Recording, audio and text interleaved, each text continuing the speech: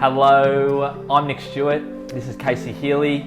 We're here today just to talk a bit about listing your property for sale with tenants. How to do it, the legislation around it, the process around it. So, Casey, what's the process and the legislation around getting the property on the market? What do you have to do with the tenant? Who do you have to notify? Can you tell us a bit more? So we do have to notify the tenant 14 days prior to the first inspection of the property. So that's the legislation requirement when listing the property for sale. There's a couple of things you should be aware about when listing a property for sale with tenants is that if we haven't disclosed prior to signing the lease agreement with the tenant that the property is going to be placed on the market for sale, then the tenant does have that opportunity to vacate with no penalty. So they have the opportunity to vacate the property, giving you 14 days notice and end the tenancy agreement.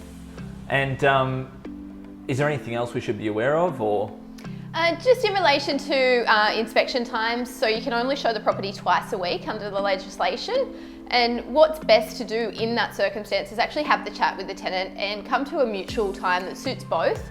That way you'll find the tenant will be more accommodating to listing the property and you're not putting them out. Yeah. And also it works for yourself as well. Yeah, what we like to do from the sales team point of view is actually have that conversation really early. As soon as we know it's going to be listed, give them a call and say, hey, do you have kids?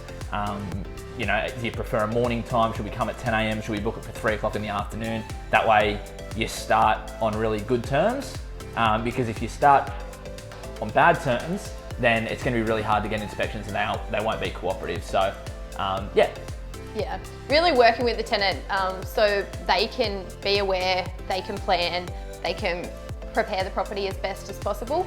Noting that it does just have to be reasonably clean as per the Act for showing the property. So, and in saying that, I guess from a sales point of view, if you were going to put a property on the market, then generally we would suggest trying to have the property vacant. For some owners, that isn't always possible because financially you might not be able to afford to have the property vacant for up to 12 weeks.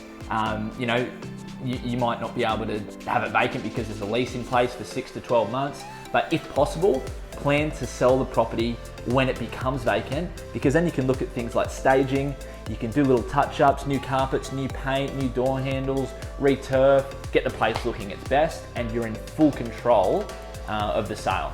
So we would always suggest that. Definitely, I think that's a great idea. Obviously, if you've got a lease in place, well then it's not practical and the property can't be vacant.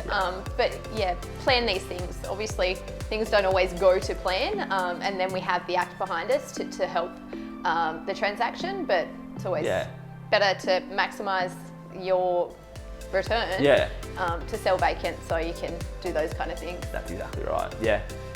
So I guess if you have any other questions about getting your property for sale with tenants in it, or selling an investment property in general, then chat to us, chat to Casey, talk to me. Yeah, we're always available.